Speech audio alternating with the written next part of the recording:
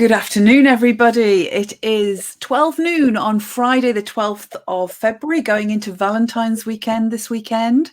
And welcome to Lessons in Leadership. I'm Mary Gregory, and it is my absolute pleasure to welcome our very own ray of sunshine today, because it's the sun shining outside, but Jessica always brings that sunshine inside. Jessica Chivers, lovely to have you here. Oh, thank you for having me. And I will take that. I will be virtual sunshine, human sunshine. Yes, and you've got the daffodils behind you to add to the rays of sunshine as well. So that's great. So I'm delighted to have Jessica here today. We have known each other for many, many years. We first met when we worked at the Mind Gym together.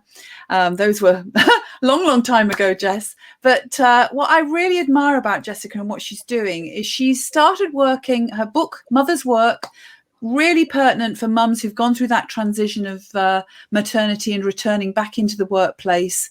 But also she's got a business now focused around supporting people who are managing transition more generally. So could be sabbatical, could be returning from sick leave. So a very worthy business, which I want to talk to her more about today, as well as her own lessons in leadership. But a very warm welcome to you, Jess. And I'm just going to throw it open to you first of all, and tell us a bit more about the journey that you've been on and actually setting up the Talent Keeper Specialists and focusing on the area that you focus on. Yeah, happy to. So obviously you and I met at Mind Gym. We did our sort of training together at the same time, didn't we? That was 2004. And at the time, I was still employed at Barclays at head office, and I was working in a sort of learning and development role. And I was a bit of a trailblazer in that I went down to 4 days a week, which was kind of unheard of pre-marriage, pre-children. So I went down to 4 days a week, and I was then spending 1 day a week doing some work with the Mind Gym. I then left Barclays 6 months later to set up a coaching practice where I was working with people who were in career transition, as well as doing the work with Mind Gym. Fast forward a few years, and I had my first child, Monty, who's now 14. So that was in 2006. And I began having lots of conversations with women who were pregnant or had just had a child, and who were finding it really tricky to return to work commensurate with their skills and abilities. Because I live in St Albans, which is a bit of a middle class bubble, and it's full of management consultants, accountants and lawyers. You know, there are other people here besides that, but I was hearing a lot from that community about, I can't go back 4 days a week as a lawyer. It's really difficult. I need to find something else. Anyway, I decided I wanted to write a book for organizations to help them rethink their attitude to flex and how to hang on to female talent. And I'd got a working idea for the book, a working title of Keeping Mum, and something like, lifting the lid on the secrets of how to hang on to women. Yes. But I knew the world was not ready for that kind of book, because this was pre-women on boards and all of that interest in gender diversity. So at this point, this was sort of 2007, 2008. Anyway, it sat on that idea for a number of years. And then finally Hay House published a book, not for the employers, but for the employee, Mother's Work, How to Get a Grip on Guilt and Make a Smooth Return to Work, because I thought that's a book that the world is ready for, even if the employers aren't ready for this. So off the back of writing Mother's Work, about 6 months, a year later, I decided that I could start a business focused around helping employers to hang on to people when they're taking extended leave, most notably maternity, but more broadly than that. And our very first piece of work was with what was then Veolia Water, and it was writing a line manager guide to support line managers in their conversations with people returning from leave. And, and I guess we'll get onto this later about leadership lessons, but I've always felt really strongly, Mary, and the research backs it up, just how important line managers are to the whole experience. Oh, completely, yes. Of an employee. And, I've been talking recently during COVID about the most important thing that a leader or a line manager can do, because not all line managers think of themselves as leaders, but we won't go splitting hairs about the difference between those two things. But it's about leading with compassion and being really interested in and concerned for the struggles that people are having right now, but that's kind of the wider context that we're operating in right now. But yeah, so back to the business, line managers have always been a really big focus of the work that we've done, not just working with the individuals themselves returning to work. But essentially, we're a coaching business, and we've recently developed a fantastic digital employee experience called Comeback Community for people coming back, preparing for leave, and then preparing to come back. And that again engages the line manager. Yes. Well, line managers are so important, and because I mean, lots of research that's been done pinpoints that they contribute to something like 70% of the atmosphere and culture that's created, which then contributes to the levels of performance. So it sounds like a really pertinent target to have focused on the line manager's support in those situations, in that situation of transition. What has been some of the learnings that you've pulled out in terms of what has really helped line managers be more supportive, do you think? Yeah, well, when we're doing one-to-ones, so sometimes we do group workshops with line managers if there's a critical mass of line managers who have someone going away and coming back from leave. So ITV would be a good example of that. They're a big organisation we work with. So we might run a workshop, or we might work one-to-one with a line manager. And one of the first things we ask those line managers to do is to think about their own experiences of being away from work. Have they ever taken an extended period of leave? Some have, some haven't. Those that have taken leave, we let them take the floor and say, okay, tell everyone how you felt, because we all know that you're strong, competent, high-performing professionals, but go back and tell us about the vulnerabilities and how you felt at the time. And it's a real eye-opener for some of the managers there to see their colleagues and hear their colleagues talk about, well, I was really doubting and I felt really, oh God, could I do this? And hearing these colleagues talk about this. So that's the first thing, is getting them just to think about what it is like to step back into a commercial environment when you've been away. And I think that's a really helpful thing. Then there are lots of other, tips and things that we give line managers, really simple things like, well, here's a really simple one. One-to-ones. So we know that the research says that a cadence of about every fortnight is a good cadence for one-to-ones. But actually, when you're returning to work, something a bit more frequent is helpful. And here's the really simple tip. We say to line managers, send a psychological signal, an important signal to your colleague. You send diary invites from your calendar, one-to-one time, then say to them, if you think we don't need this, you be the one to cancel. Because so often, Mary, people come back and they are doubting, they do feel insecure, they need a bit more hand-holding and reassurance and being told what they're doing well and what's going well and what they're doing right and how they've been missed. And they don't want to look weak or needy. And if I come back and say, oh, Mary, could we have more frequent one-to-ones? Then I'm thinking, oh God, does Mary think that I think I can't do my job? Whereas if you send me the calendar invites, say, Jessica, let's put these in for the next 12 weeks. If you think we don't need them, you be the one to cancel. I mean, that's a really granular micro tip, but it's little things like that line managers go, oh, that's great. Yeah, I wouldn't have thought about that, but I can see the value of that. And it's little things like that make such a difference as well, isn't it? Sometimes we might say, oh, this is only a small thing, but actually it's those smaller things that really bring values, organizational values, certainly, to life. And that is actually really acknowledging that you're important. Let's put this time in. And then you're in control of it. You decide whether it goes ahead or not. So it's kind of empowering people to take control of it for themselves. Totally. And if I may, just another thought is that I find myself and colleagues sharing really often is encouraging line managers to think about their returning colleague as someone who is fresh and an asset, that they're not on the back foot, playing catch up, out of the loop. That's kind of one narrative. But if the line manager can say, oh, Mary, because you have been away, you bring a fresh perspective. Yes. See the wood rather than the individual trees. And you're in a really good position just to kind of look at what we're doing and how things have changed or not changed in your absence. Yes. And question things. So if the line manager says, God, sit in on this meeting and just tell us where we're going wrong, or tell us about, what questions have you got? There's no such thing as a silly question.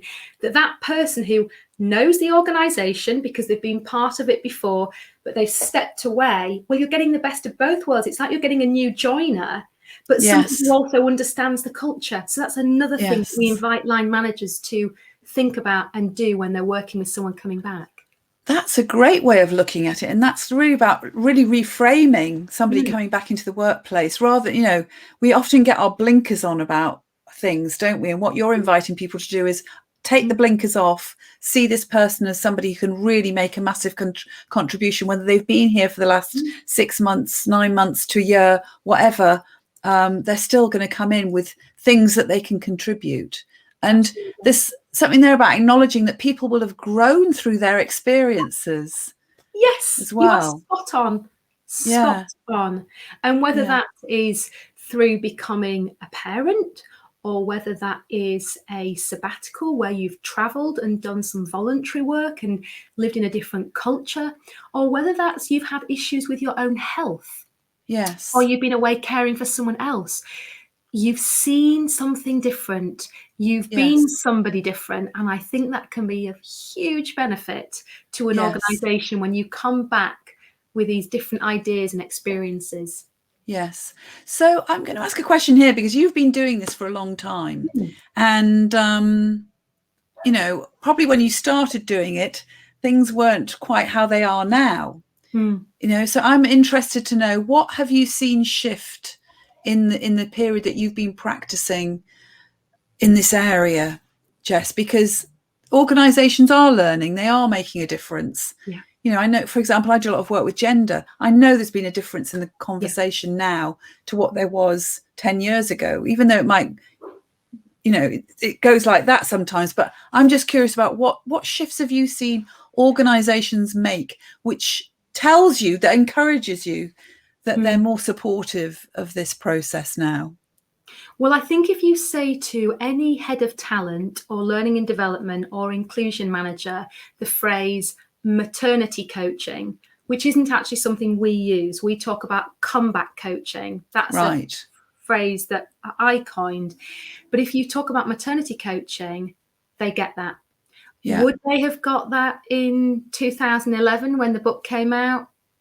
The law firms would, maybe not other people. So it's becoming commonplace to offer some form of resource, coaching resource, whether that's group coaching, one-to-one coaching, to people when they're making that transition out and back in again. You know, and I think a lot of organizations have traditionally paid for outplacement coaching when they're making somebody redundant. And I think in the early days, I certainly remember making the argument to organizations that, hey, you're putting that support in place for someone who's leaving your organization. Is that just to assuage your conscience? But there's no value in that for you as an organization. But what about if you were to pay for some coaching for someone coming back in? You know, you want to shrink the time it takes to get back up to peak performance. You want to get away those worries, those wobbles, that self-talk that can be interfering with performance. So had to talk very much about that, making the case for that kind of coaching. Was don't need to do that really now. And you know, we're moving on now to thinking about how we can help everyone in an organization, because one of the things that I think hasn't changed enough has been that coaching is often given to the people in the more senior roles, but the one-to-one stuff is not given to people in more junior roles. And it might be that you might run some group workshops, but we've developed an experience, the comeback community experience, which means that an organization can support everybody taking leave in a really price competitive way, and a digital way that operates at scale. So there's that thing about maternity coaching is commonplace now. And I guess a second thing related to the work we do is it's becoming more common to be coaching fathers. Men are not taking up shared parental leave in the masses that I would hope, because I think when men take shared parental leave, you are normalizing men being involved and being an active parent from the very beginning. And we know that has all sorts of wonderful positive effects on women's careers and the gender pay gap if men are taking time out and men are working less than full time. So we're not seeing the volume of fathers to coach that we might like, but there's been a change.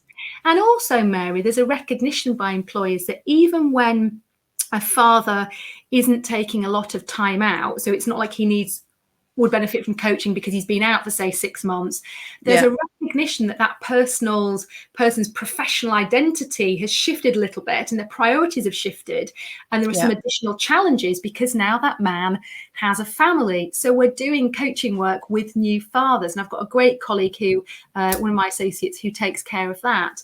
So I'm seeing that as well, and I just can't bang the drum enough about how important it is for HR to be talking to expectant fathers about shared parental leave and what support do you need. But of course, you're reliant upon a father in your organisation saying, we're expecting a baby, because you haven't got that MAT B1 form that women have at 20 weeks from the midwife that gets handed to HR to say, hello, I'm pregnant, here's a piece of paper.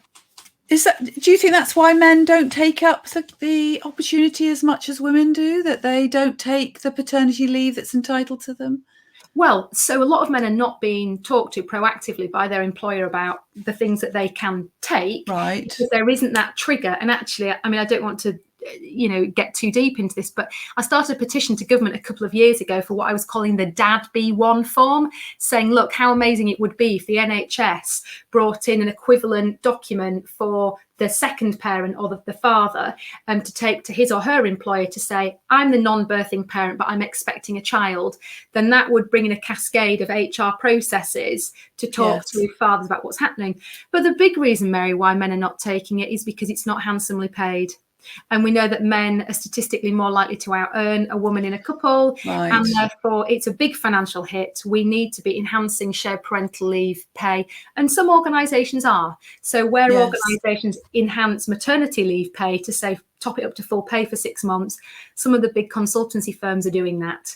So PwC, for example, and does that so a chap can take the first 6 months of his child life off and still be earning full time. So it's a no-brainer. So yes. So when the finances kick in, that makes a difference. Okay, this is fascinating. I hadn't appreciated a lot of this, so it's I'm learning a lot now in this conversation. So, but I want to come now around to you a bit more, because you are obviously a leader yourself. You've set up your own business. You're a writer, an author. You're a thought leader. I'm always curious in these conversations to find out more about you and your own personal lessons along the way.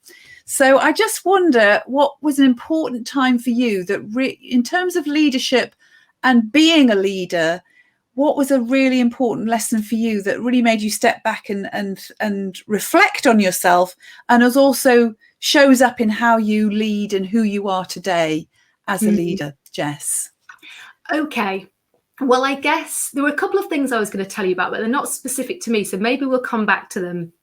Let me just lodge those two in your mind, so maybe you'll pick up if you think they're interesting. Okay. One is around not every great individual contributor wants to be a line manager.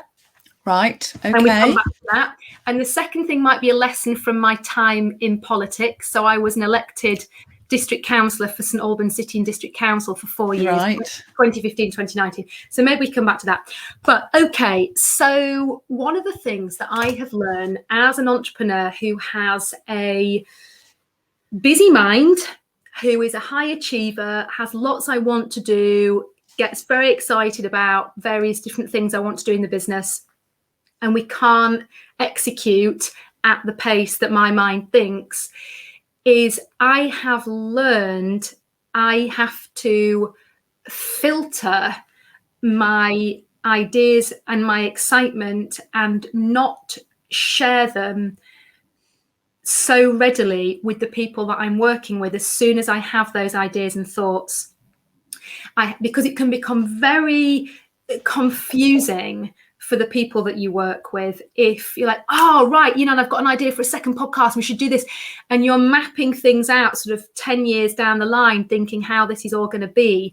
And the people working with you are working on kind of like, well, what are we doing next week, next quarter, and can't, keep up.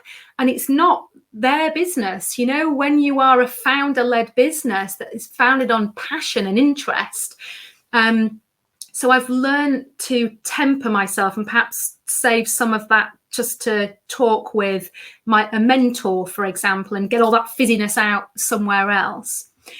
And I think as a kind of add-on to that, I've learned that if you can energize the people around you as to the mission that you're on, and you've got a really clear mission, and the people around you understand that, they can go, got it. Okay, I know what that means I need to do. And you don't need to I don't micromanage. You don't need to micromanage. I can suffer from the opposite thing, which is, oh, you get the dream. Yeah, you know what we need to do. Go do. And then people have worked like, oh my God, what does she want from me? This is really scary. I don't know what she needs from me. I don't understand the vision in the way that she does. So, we've got a really clear mission here at the Talent Keeper Specialists, and indulge me, let me share it with you. It is to keep everyone everywhere feeling confident, connected and cared for when they take extended leave from work.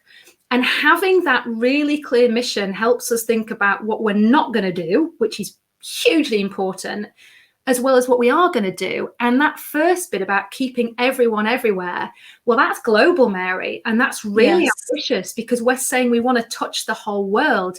Okay, how do you touch the whole world with your work when the whole world can't pay for things? Not every organization has money for this. Not every organization is interested in this. Okay, what does that mean then? Well, it means we started a new podcast called Comeback Coach, which is all about sharing stories, and it's coaching individuals and listening in on coaching conversations about the return to work, so that anybody, whether you are in Bangalore, Afghanistan, New York, Buenos Aires, you can listen to that podcast and get some support. We're also running free monthly online problem solving sessions themed with me and a different guest each time, to help people who are preparing for leave or preparing to come back. And we're troubleshooting. We did the first one a couple of weeks ago in January on imposter syndrome. February is all about how to get through the early months back at work. Yeah. And that really plays to that part of our mission, which is everyone everywhere. There's no cost. And it's global. So what I've heard there is, it's like you're an ideas person and you've got lots of things coming up all the time in terms of how to develop and create in your business.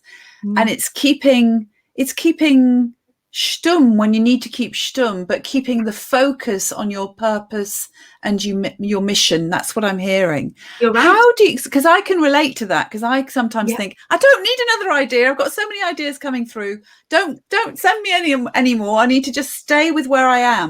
How do you do that then? I'm curious. How do you manage yourself when you know, oh God, that's another idea, I really want to talk about it? Is it just by having your mentor, or are there other things that you do that support you to manage that? Yeah, lovely question. Okay, so where is it? I need to grab a prop for this. So look, I have this. It's a book called Don't Call It a Dream, Call It a Plan. And it's, camera. And it's over here. There we go. There it is. Lovely. And it's a notebook. And that is a place where things get written down. I'm out running, or I'm out walking, or I've been meditating, and the ideas come. Put it down in there. So it's captured. It's captured forever. So we don't need to worry about that good idea evaporating and never being able to be used again. But the other thing that I do is I think about, well, what are my drivers? What do I really value? Yes. And if that idea is not going to help better serve either the mission, or is not going to tick my boxes any better, then it has to stay on that pile. And the other thing that I think about is there is probably someone else out there in the world, because we've got 6 billion people on the planet, or is it 7 billion? And there is probably someone else out there who is already doing that and doing that beautifully. So I don't need to go and do that. That was part of me becoming a politician, was wanting to live out another part of myself. Yes. And actually I went and I did that. But at the same time, it was a bit of a distraction from the business. And I'm so delighted to be able to be fully absorbed, consumed, immersed in the Talent Keeper Specialists. Yeah. We're doing. So I'm loving that super focus. And so I remember that when I think, oh, that's interesting, think, yeah, but you spent 4 years. It's going to take you away. And it would take me away from this. And there's a reason why we want to do this. And also, Yes. Mary, I think, and this comes up a lot in coaching when I'm working, because I still coach, even though there's a team of associates, I love to coach. If I'm working with someone who is a leader who's like, I've got these other things I want to do and I still want to do this and that, I think like a book. Think like a book with chapters, okay? Let's finish this chapter off. And that might be a chapter for when you are 58 or when you're 43. Or when you're 75. You don't have to do everything now all at once. We can divide our life into chapters. So very good advice there, all about pacing ourselves, all about keeping our focus. So thank you for that, Jess. When we're coming to the end, so I haven't got time to ask you any more about your district council experiences. Fine. Or you don't have to be a line manager, because I think that's a further conversation we could come back to at some point. I'm going to now just ask you, as we come to the end, we are going through unprecedented times at the moment. You help people with transition all the time. That's your day job. I'm just wondering what wisdom and advice you've got to pass on to the people watching this that you think would be valuable in these current days and that we're living in. Yeah, well, one thing that we've been sharing quite a lot with the people we've been working with is this idea that at the end of the day, particularly if you're working from home, is to try and put a full stop on the end of the working day by taking pen, taking notebook, and writing down 3 things that have gone well today and why. This isn't something that I've made up. It's something that comes from the world of positive psychology in the US. So some really nice research around the benefits when we do this.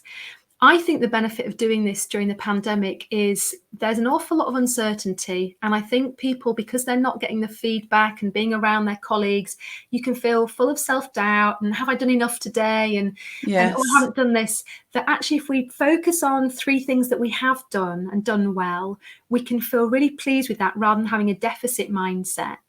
And when you write down why they went well, you're noticing your own agency, and which is great. And then the other thing is you're just sort of drawing a full stop on the end of the day, Mary. So you can write in that book for just 3 minutes, you shut it, you shut your laptop, whatever room you're working in, and you go, right, okay, the evening starts now. I really, really like that. And that's kind of creating a really clear boundary, but doing so in a really positive way as well. So that's the end. I've written down what I've done this day, and then you move on to the next part of your day. Wonderful. Thank you so, so much, Jess. With all these interviews, they go so quickly. I'm sure we could have talked a lot longer, but another time perhaps. Anyway, I'm just going to say thank you to everyone who is watching today, and to join us next week. We have Sammy Blindell, who established the Brand Builders Club, and also Ripple Fest, which is all about taking your drop that you're going to drop in the ocean and causing a ripple around the world. So do join us for that. She's another dynamic leader, just like Jess. So I'm going to very much look forward to interviewing Sammy as well. But thank you again, Jess. It's been a real pleasure. Thank you, Mary. Sam sounds great next week. Yes, keep watching. And thank you to everyone for joining us today, and we'll see you next week. Bye for now. Bye.